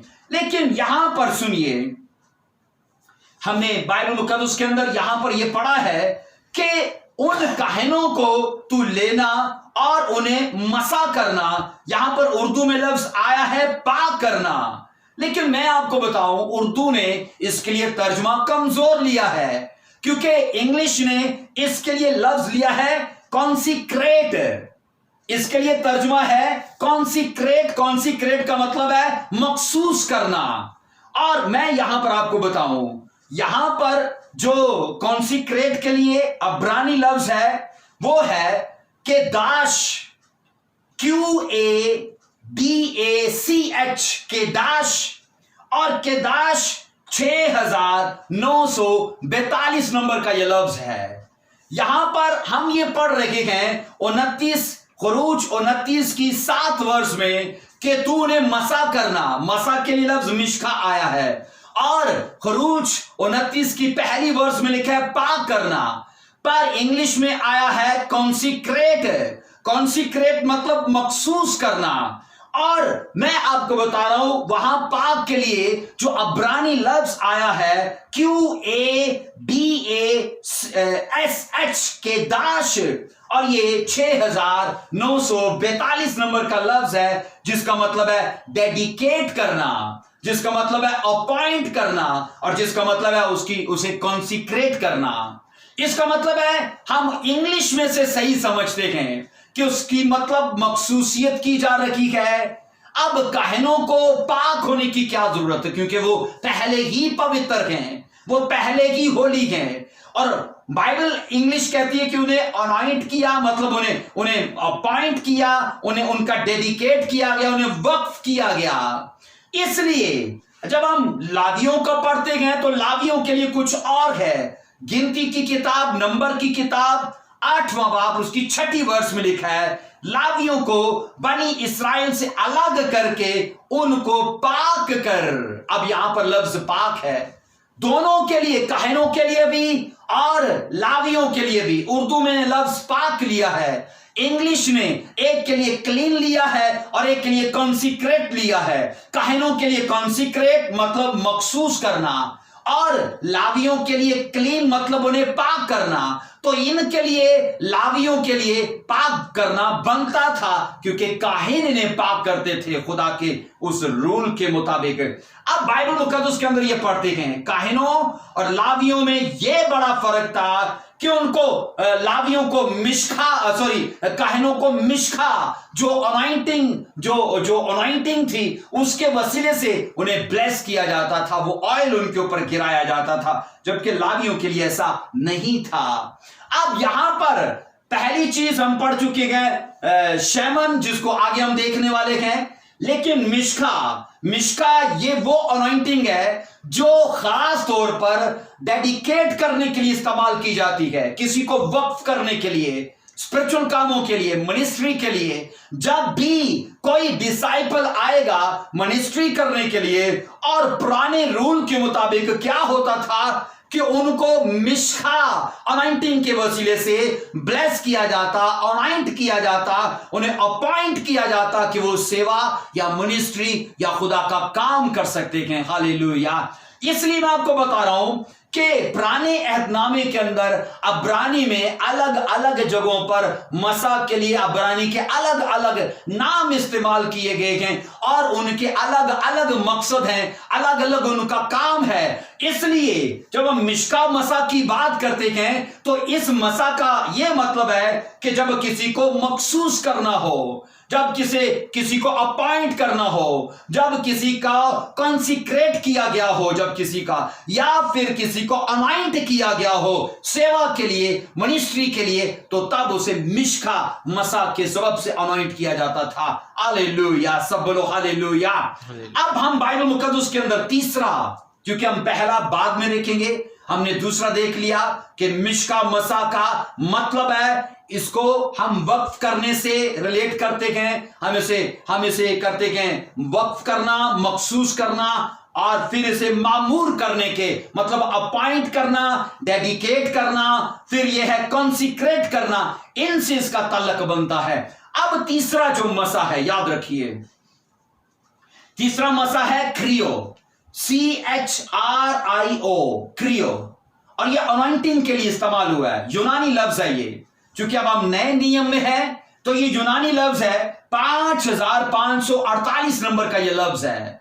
मैं आपको कई बार कह चुका हूं कि यूनानी और अब्रानी के लफ्जों के नंबर होते हैं, और ये 5548 नंबर का लफ्ज है क्रियो। इस लफ्ज को हम कहां पर पढ़ते हैं? लूका की अंजील मेरे साथ पढ़िए, लूका की अंजील 4 बाब, और हम उसकी पढ़ेंगे 18 वर्ष से। ये सभी को पता है, जब यीशु मसीह ने अपनी सेवा मिनिस्ट्री का काम शुरू किया तो उन्होंने आते ही हैकल के अंदर ईशाया नबी का एक सहीफा पढ़ा था। आज हम उसको फिर से मुतालिया करेंगे। ये लूका की अंजील है, उसका 4 बाब, उसकी 18वीं वर्ष में पढ़ूंगा। खुदावन का रूह मुझ पर है, इसलिए कि उसने मुझे गरीबों को खुशखबरी देने के लिए, यहां पर लफ्ज आया है मसा किया, इंग्लिश में अनॉइंट किया, हिंदी में अभिषेक किया उसने। और आगे लिखा है उसने मुझे भेजा है कि कैदियों को रिहाई, अंधों को बिनाई पाने की खबर सुनाऊं, कुचले हुओं को आजाद करूं, खुदावन के साले मकबूल की मुरादी करूं। ये बाइबल मुकद्दस का वो सुनहरी चैप्टर है जिसे हर सब्बत हैकल के अंदर फकी फरीसी पढ़ते थे, क्योंकि वो यीशु मसीह के वेट में थे, इंतजार में थे। अब यहां पर हम लूका की अंजील, चूंकि यूनानी के अंदर है, नया अहदनामा, न्यू टेस्टामेंट, ये यूनानी के अंदर है, तो यूनानी के अंदर जब हम इस बाइबल को पढ़ते हैं तो यूनानी ने लफ्ज मसा के लिए यहां पर जो तीसरे नंबर का लफ्ज है क्रियो, CHRIO, क्रियो, और मैं कह रहा हूं ये 5548 नंबर का ये लफ्ज है। और यहां मैं आपको बताऊं, हम बाइबल मुकद्दस के अंदर जब इस मसा की पढ़ते हैं तो इस मसा को स्पेशल प्रभु यीशु मसीह के साथ जोड़ा गया है।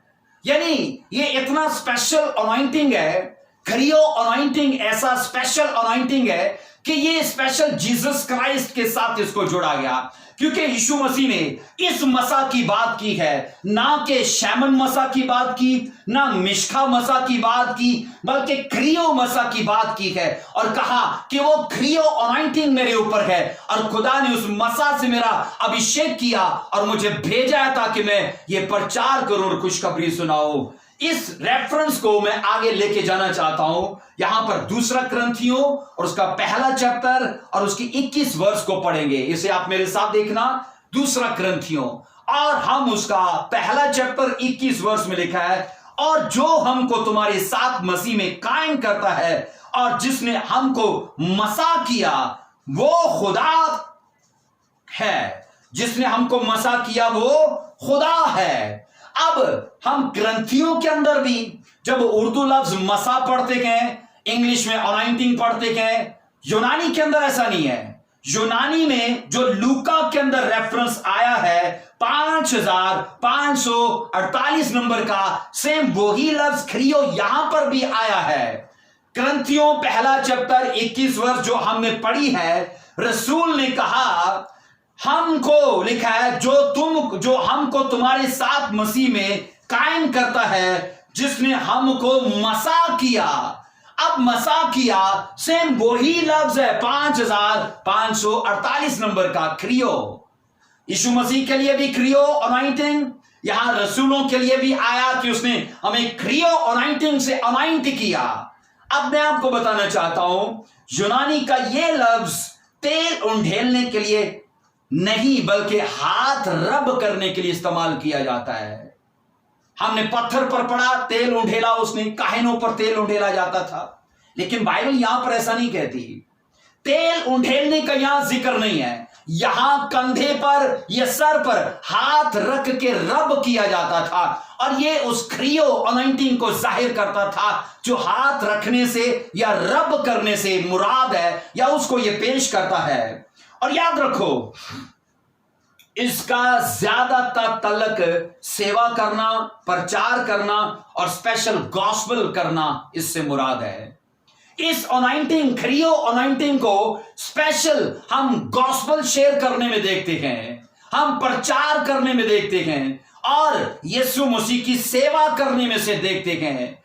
रसूलों के ऊपर कौन सा अनॉइंटिंग था? क्रियो अनॉइंटिंग था। जीसस क्राइस्ट के ऊपर कौन सा अनॉइंटिंग है? क्रियो अनॉइंटिंग है। क्योंकि बाइबल ये कहती है कि खुदा ने मुझे मसा किया और यूनानी के अंदर लफ्ज आया है क्रियो। और रसूलों ने कहा, हम बाइबल के अंदर ये पढ़ते हैं कि हमें मसा किया गया, और यहां पर ग्रंथियों एक बाब की 21 वर्ष में मैंने कहा वही यूनानी लफ्ज है क्रियो। और इसका इस्तेमाल मैं आपको कह रहा हूं स्पेशल जो होता है वो गॉस्पेल शेयर करने से होता है। हालेलुया। सो बाइबल मुकद्दस के अंदर आज हम उर्दू, हिंदी और इंग्लिश के अलावा अब्रानी, यूनानी के अंदर जो इसके अल्फाज इस्तेमाल किए गए हैं, इस स्टडी के अंदर हम उन चीजों को देख रहे हैं। अब्रानी, यूनानी के अंदर ऐसा नहीं है कि बार बार उन्हीं लफ्जों को दोहराया जाए, लेकिन मैं आपको बताऊं जब अलग अलग जगहों पर अलग अलग नाम इस्तेमाल किए गए तो उनसे अलग मकसद मुराद है। जैसे कि हम मिशका देखते हैं तो मिशका का मकसद है किसी को मखसूस करना, उसकी डेडिकेशन करना, उसको कंसिक्रेट करना या फिर उसको अपॉइंट करना। लेकिन जब क्रियो को पढ़ते गए तो क्रियो का मतलब है गॉस्पेल शेयर करना, और ये वो क्रियो अनॉइंटिंग थी जो प्रचार करने में सहायता देती है और मददगार होती है, और अच्छे से हम लोगों को जीतने वाला प्रचार कर सकते हैं, और वो क्रियो अनॉइंटिंग के वसीले से है। हालेलुया, सब बोलिए हालेलुया। अब यूनानी के अंदर एक लास्ट है, वो है करिश्मा। हम यहां पर यूनानी के अंदर एक और लफ्ज है जो मसा के लिए इस्तेमाल किया गया है। हम यहां पर पढ़ते हैं पहले उसका रेफरेंस। यहां पर लिखा है यूहन्ना की अंजील, यूहन्ना का खत है, यूहन्ना की पत्री है, यूहन्ना का पहला खत, उसका 2 बाब, उसकी 20 वर्ष को मैं आपके सामने पढ़ूंगा। ये हम चौथे अनॉइंटिंग की कैटेगरी या उसका नाम जो है उसको देखने वाले हैं। यहां पर पहला यूहन्ना का खत, उसका 2 बाब और उसकी 20 वर्ष में लिखा है, और तुमको तो उस कदूस की तरफ से मसा किया गया और तुम सब कुछ जानते हो। लिखा है तुम्हें उसकी तरफ से मसा किया गया और तुम सब कुछ जानते हो। उर्दू ने लफ्ज फिर मसा ही लिया है क्योंकि उसके पास और कोई शब्द नहीं है। इंग्लिश ने यहां पर फिर लफ्ज अनॉइंटिंग ही लिया है क्योंकि इसके पास और कोई लफ्ज नहीं है। लेकिन यूनानी में ऐसा नहीं है। यूनानी ने इसके लिए 5545 नंबर का लफ्ज लिया है। इधर देखिए, यूनानी के अंदर मैंने कहा 5545 545 नंबर का ये यूनानी जुबान का लफ्ज है। और जो यूहन्ना, पहला यूहन्ना का खत, उसका 2 बाब उसकी 20 वर्ष में यहां मसा के लिए यूनानी लफ्ज आया है क्रिस्मा, CHRISMA, क्रिस्मा। यहां पर हम शैमन देख रहे हैं मसा, फिर मिश्का मसा देख रहे हैं, फिर क्रियो अनॉइंटिंग देख रहे हैं, और अब का जो चौथा यूनानी लफ्ज है, 2 अब्रानी के हैं, 2 यूनानी के हैं, और यूनानी का आखिरी मैंने कहा 5545 नंबर का लफ्ज है जो यूहन्ना का पहला खत, उसका 2 बाब उसकी 20 वर्ष में यहां पर क्रिस्मा लफ्ज आया है। फिर इसके बाद 2 बाब इसी का यूहन्ना का खत है पहला, उसका 2 बाब उसकी 27 वर्ष में ये फिर आयत है, और तुम्हारा वो मसा जो उसकी तरफ से किया गया तुम में कायम रहता है, और तुम इसके मोहताज नहीं कि कोई तुम्हें सिखाए, बल्कि जिस तरह वो मसा जो उसकी तरफ से किया गया तुम्हें सब बातें सिखाता है, और सच्चा है और झूठा नहीं है। सब बोलिए आमीन, हालेलुया। हम यहां पर 2 बार लफ्ज मसा पढ़ते हैं। यहां 20 वर्ष में भी लफ्ज मसा है, फिर हम 27 वर्ष में भी लफ्ज मसा पढ़ते हैं, और यहां यूनानी के अंदर मैंने कहा ऐसा नहीं है। यूनानी के अंदर बाइबल कहती है, यहां इस आयत की रोशनी में हम देखते हैं कि लफ्ज क्रिस्मा आया है यूनानी के अंदर। और मैं आपको बताऊं, ये क्रिस्मा के लिए अगर इतना ज्यादा नहीं लिखा गया तो भी इसका ये मतलब नहीं है कि इससे कोई मुराद या इसका कोई मकसद यहां पर बनता नहीं है। इन आयात की रोशनी में हमें यूं समझ आता है कि इस अनॉइंटिंग का स्पेशल सिखाने से ताल्लुक है। ये अनॉइंटिंग सिखाता है, जैसे हम यहां पर ये पढ़ते हैं कि 20 वर्ष में, और तुमको उस कदूस की तरफ से मसा किया गया और तुम सब कुछ जानते हो। इस क्रिस्मा अनॉइंटिंग के वसीले से हम खुदा की डीप और गहरी बातों को जान सकते हैं। और फिर हमें 27 वर्ष में लिखा है, और वो तुम्हारा मसा जो उसकी तरफ से किया गया तुम में कायम रहता है, और तुम उसके मोहताज नहीं कि कोई तुम्हें सिखाए। तो कौन सिखाता है? ये मसा सिखाता है। बाइबल मुकद्दस ये कहती है इन 4 तरह के स्पेशल अनॉइंटिंग्स का हमारी लाइफ के अंदर गहरा काम है। एक मसा वो है जो जिसके लिए हम वक्फ होते हैं मिनिस्ट्री के लिए, और उस मसा से हम डेडिकेशन लेते हैं, हम उस मसा के वसीले से अपॉइंट किए जाते हैं। एक मसा वो है क्रियो जो गॉस्पेल शेयर करने में हमारी सहायता करता है, और वो प्रचार जो खुदा की मंशा के जैसे होना चाहिए वैसा हम कर पाते हैं। और एक वो मसा जिसे हम क्रिस्मा मसा कहते हैं। यूनानी के अंदर इसका लफ्ज है क्रिस्मा, और मैंने कहा वो 5545 नंबर का लफ्ज है जो सीखने में और सिखाने में हमारी सहायता करता है, क्योंकि बाइबल साफ कहती है कि तुम उस क्रिस्मा अनॉइंटिंग के वसीले से सब जानते हो। और फिर ये लिखा है तुम्हें इस बात की हाजत नहीं है, तुम इस चीज के मोहताज नहीं हो कि कोई आए और तुम्हें सिखाए, क्योंकि वो क्रिस्मा अनॉइंटिंग से जब तुम अनॉइंट किए गए तो बाइबल कहती है वो क्रिस्मा अनॉइंटिंग आप तुम्हें सिखाता है। हालेलुया, सब बोलिए हालेलुया। सो बाइबल मुकद्दस के अंदर हमने अब्रानी के एक लफ्ज को पढ़ा है और यूनानी के 2 अल्फाज का हम मुतालिया कर चुके हैं, हम उसकी स्टडी कर चुके हैं। लेकिन चूंकि ये इस टॉपिक का पहला पार्ट है, the overflow of Jesus life, ये इस टॉपिक का पहला पार्ट है, तो इसलिए हम इस पार्ट के अंदर इस आखिरी लफ्ज को लेंगे जो अब बाइबल का तो शुरुआती लफ्ज है मसा के लिए, लेकिन हम इसे इस पार्ट के अंदर बिल्कुल आखिर में ले रहे हैं क्योंकि ये हमारी तवज्जो का ज्यादा मरकज बना रहेगा। आइए हम इस पर आएंगे। अब यशायाह 10 बाब की 27 वर्ष में, याद रखिए यशायाह 10 बाब की 27 वर्ष में जो लफ्ज अनॉइंटिंग के लिए अब्रानी में आया है वो है शैमन। शैमन 8080 और 8081 नंबर का ये लफ्ज है और इस सेंस में ये चलता है।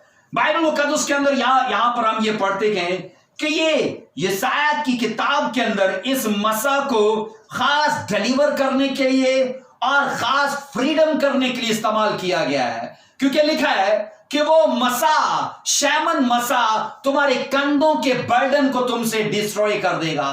तुम्हारी गर्दन के अंदर जो जुआ है उससे तुम्हें वो आजाद करेगा।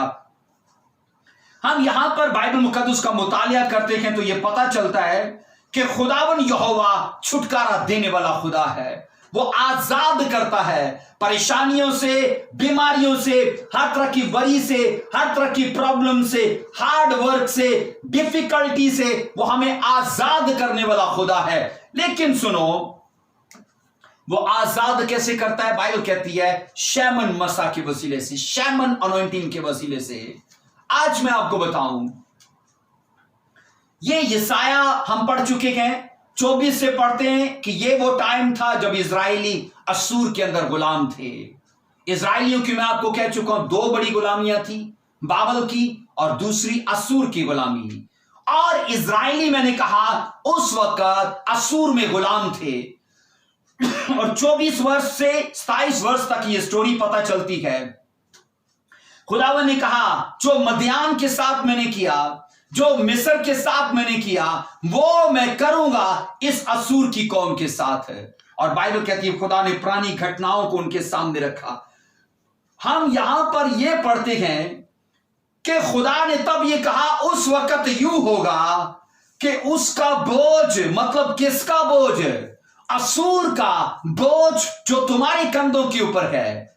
किनके कंधों के ऊपर था? इजरायलियों के ऊपर। यहां पर यह लिखा है उस वक्त यूं होगा कि उसका बोझ, मतलब किसी को मुखातिब किया जा रहा है, यहां पर किसी का जिक्र किया जा रहा है। उसका बोझ मतलब इजरायली असूर में गुलाम थे और असूर का बर्डन उनके ऊपर था, असूर का जुआ उनकी गर्दन के अंदर था। और यहां पर खुदावन ने कहा तेरे कंधे पर से और उसका जुआ, लिखा तेरी गर्दन पर से उठा लिया जाएगा। और लिखा वो जुआ मसा के सबब से तोड़ा जाएगा। इंग्लिश कहती है डिस्ट्रॉय किया जाएगा, उसे जला दिया जाएगा, नेस्तो नाबूद कर दिया जाएगा, उसे तबाह बर्बाद कर दिया जाएगा। लेकिन सुनो, हम किंग जेम्स वर्जन के अंदर ऐसा पढ़ते हैं, यसाया किंग जेम्स वर्जन के अंदर यह कहा गया कि वो जुआ बाय अनॉइंटिंग टूटेगा। मैंने कहा हम किंग जेम्स वर्जन में यह पढ़ते हैं, लेकिन बाइबल मुकद्दस के अंदर और भी कई तर्जमे हैं इंग्लिश के अंदर। अब इंग्लिश में पहला तर्जमा इसका यह है कि जब तुम बहुत स्ट्रांग हो गए तो तुम असूर से छूट गए। यहां पर मसा की बात नहीं की जा रही, वहां पर यह कहा जा रहा है कि इजरायली बहुत स्ट्रांग हो गए और वो असूरियों से छूट गए। फिर इसका मतलब है, एक और तर्जुमा इसके लिए कहा जाता है कि तुम बहुत फैट हो गए। फैट मतलब बहुत मोटे तगड़े हो गए और तुमने अपने आप से वो जुआ तोड़ दिया। बाइबल यूं और तर्जुमों में ही कहती है कि तुम स्ट्रांग हो गए और तुमने उस जुए को तोड़ा। तुम बहुत मोटे तगड़े हो गए और तुमने इसलिए उस जुए को तोड़ा। और तीसरा तर्जुमा इंग्लिश बाइबल कहती है कि तुम बहुत प्रोस्पेरिटी में गए, तुम बहुत प्रॉस्पर हो गए, तब तुमने उस जुए को तोड़ा, कि तुम कामयाब हो गए, तुम बहुत खुशहाल हो गए और तुमने असूर के जुए को तोड़ डाला। लेकिन इंग्लिश वर्जन ऐसा, किंग जेम्स वर्जन ऐसा नहीं कहती। किंग जेम्स वर्जन ये नहीं कहती कि तुम स्ट्रांग होने से छूटे, तुम फैट होने से छूटे, तुम प्रॉस्पर होने से छूटे। किंग जेम्स वर्जन ये कहती है कि तुम्हारा छुटकारा बाय अनॉइंटिंग है और तुम अगर छुड़ाए गए तो खुदा ने अपने मसा को रिलीज किया, खुदा ने अभिषेक को रिलीज किया, खुदा ने शैमन मसा को, जो 80, 81 और 80 नंबर का लफ्ज है, उसने कहा उस मसा से तुम छूटे हो। हालेलुया। इसका मतलब है बाइबल मुकद्दस ये कहती है कि तुम अगर छुड़ाए गए तो शैमन मसा के वसीले से। अब यहां पर मैं आपको बताऊं, लफ्ज शैमन ये बहुत स्ट्रांग है, ये बहुत ताकतवर है और ये एक ताकतवर मसा के लिए इस्तेमाल किया जाता है। बाइबल मुकद्दस के अंदर हम जहां जहां बड़ी डिलीवरेंस को देखते हैं, हम जहां जहां बड़े चमत्कारों को देखते हैं हिब्रू के अंदर, तो खुदा ने शैमन अनॉइंटिंग के वसीले से, मैं आपको कह रहा हूं कि ये स्पेशल ताकतवर अथॉरिटी या एक बड़ी अथॉरिटी के लिए या एक ताकतवर मसा के लिए या एक स्ट्रॉन्ग मसा के लिए यह लफ्ज इस्तेमाल किया जाता है। अब यहां पर जो हमने जेनेसिस 28 की 18 और 19 वर्ष को पढ़ा है, यहां पर हम ये पढ़ते हैं जब याकूब ने अपने भाई के डर से भाग गया था, वो अपने मामू के घर लाबन को जा रहा था और रास्ते में ख्वाब में उसे खुदा दिखाई दिया। और बाइबल मुकद्दस के अंदर यह पढ़ते हैं उसको ख्वाब में खुदा दिखाई दिया और उससे बरकतें खुदा ने कही कि ये सब मैं तेरी लाइफ में पूरा करूंगा। और यहां पर सुनिए, इससे पहले उसकी लाइफ के साथ एक स्ट्रगल जुड़ी थी, एक मुशक्कत जुड़ी थी, एक हार्ड वर्क जुड़ा था, वो वरी में था, इसलिए तो वो अपने भाई से डर के भागा। वो मैंने कहा प्रॉब्लम्स के अंदर था कि पता नहीं आगे जाकर क्या बनता है क्या नहीं बनता, लेकिन खुदा सपने में उसे दिखाई दिया और उसे कहा डोंट वरी याकूब, मैं तेरे साथ हूं, मत घबरा, और तेरी नस्ल को जमीन की गर्द के जैसे मैं कर दूंगा। और खुदावन ने कहा मैं तुझे बहुत बढ़ाऊंगा आसमान के तारों के जैसे। और खुदावन ने कहा मैं तुझे प्रॉस्पर करके वापस लाऊंगा, और ये डिक्लेरेशन जब तक पूरी ना हो जाए मैं तेरे साथ रहूंगा। बोलो हालेलुया। और मैं आपको कह रहा हूं कि खुदावन ने कहा कि याकूब की लाइफ की स्ट्रगल चली जाएगी, और जब उसे खुदा के उन वचनों का और खुदा की उस डिक्लेरेशन का पता चला कि मेरी लाइफ की एक लंबी स्ट्रगल है जो खुदा मुझे उससे डिस्कनेक्ट करने जा रहा है, तभी बाइबल कहती है उसने पत्थर खड़ा करके उसके ऊपर ऑयल डाला, और ऑयल के बाद वहां पर लफ्ज शैमन आया है। और मैंने कहा ये एक डेंजरस अनॉइंटिंग के लिए है, ये खतरनाक मसा के लिए है। ये लफ्ज एक, मैंने कहा एक ताकतवर मसा के लिए ये लफ्ज इस्तेमाल किया जाता है। इससे मुराद है कि वो स्ट्रगल जो तेरी लाइफ में है, तेरा खुदा उससे तुझको अलग कर रहा है, और खुदावन ने इस मसा को उसकी लाइफ के ऊपर रिलीज किया इसलिए ताकि वो खौफ, वो डर जो उसकी लाइफ में अपने भाई का है और सफर का है और वापस आने का है कि पता नहीं मैं आता कि नहीं आता हूं,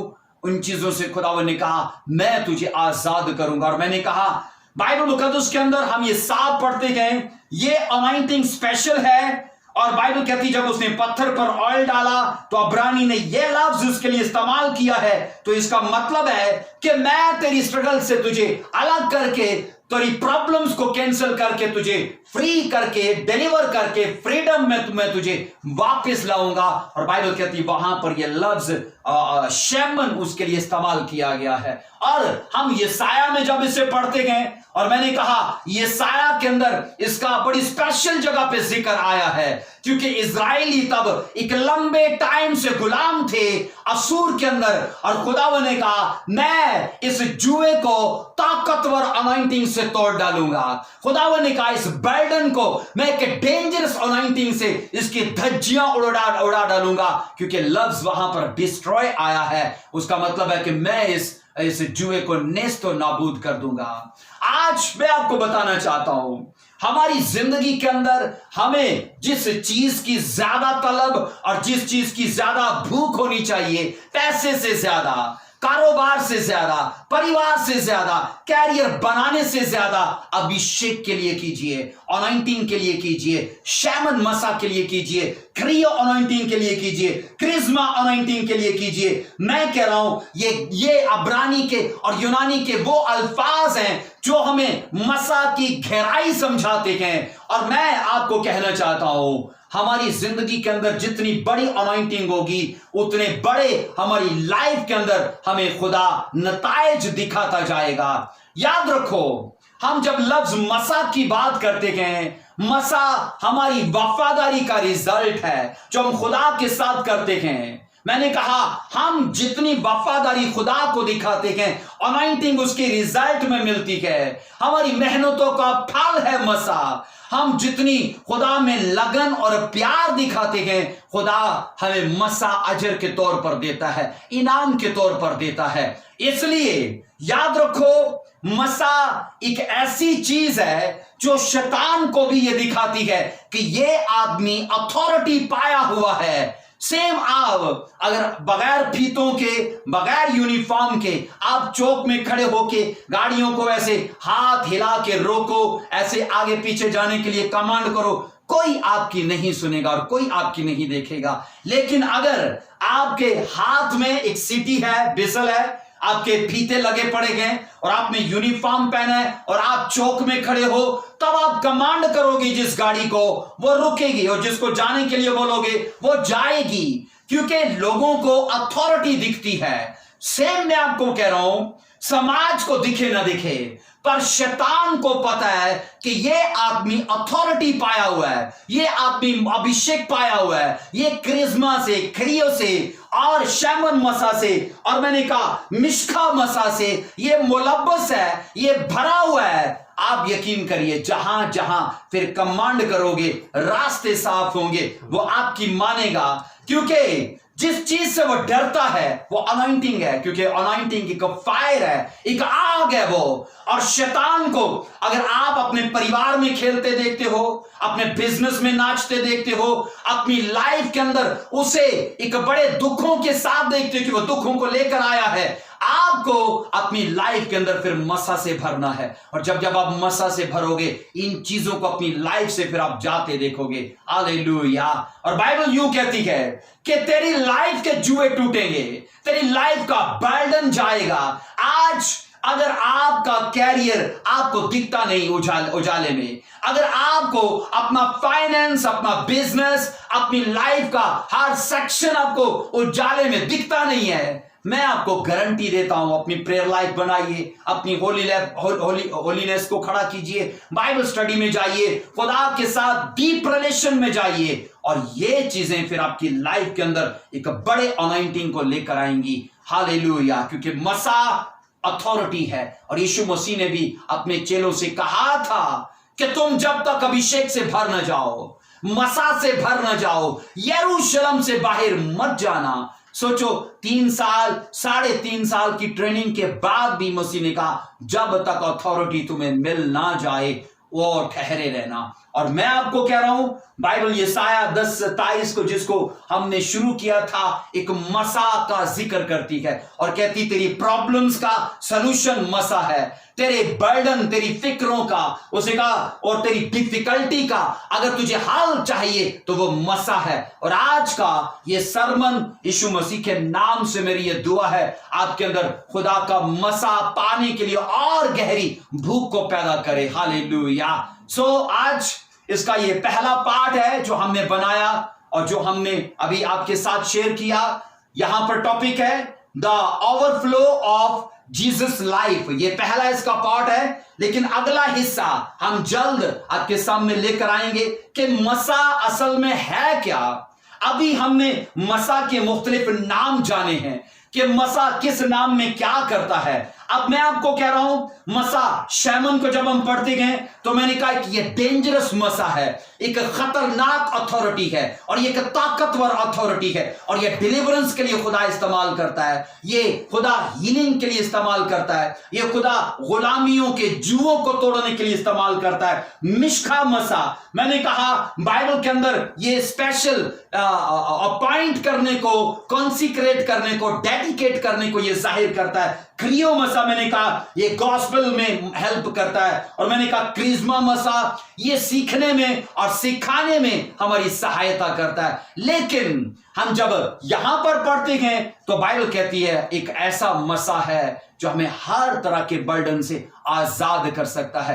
आपको अपनी फिक्रों की चिंता नहीं करनी, आपको मैंने कहा अपनी प्रॉब्लम्स को नहीं देखना, अपनी बीमारियों को नहीं देखना। अगर देखना है तो खुदा को, क्योंकि उसने इस धरती पे इस अनॉइंटिंग को एक जरिया बना के रखा है। और जब जब आप अपने चर्च में जाओगे, बाइबल को पढ़ोगे, खुदा के साथ डीप रिलेशन में और फेथफुलनेस में जाओगे, करोगे, खुदा आपकी लाइफ के अंदर इस अनॉइंटिंग को नताइज दिखाने के लिए लेकर आएगा। आमीन। खुदावंद आपको बरकत दे और मेरी ये दिल से दुआ है, खुदा इस सरमन के वसीले से आपको और आपके परिवारों को छुए। आइए हम दुआ करेंगे, अपने सरों को झुकाइए।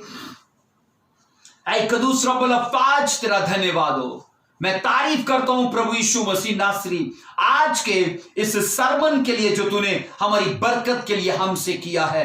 जितने लोग आए खुदा इस वीडियो को देखने जा रहे हैं, यीशु मसीह के नाम से वो ना सिर्फ इस वीडियो के वसीले से नॉलेज लाएं, बल्कि वो फेथ को लें, अनॉइंटिंग को लें, और खुदा इन चीजों की जो स्पिरिचुअल लाइफ में बढ़ने में हमारी मदद करती है, खुदा उनके लिए ये भूख अपनी लाइफ में हासिल कर पाए। यीशु मसीह के जलाली और कादर नाम से ये सब मांगते हैं।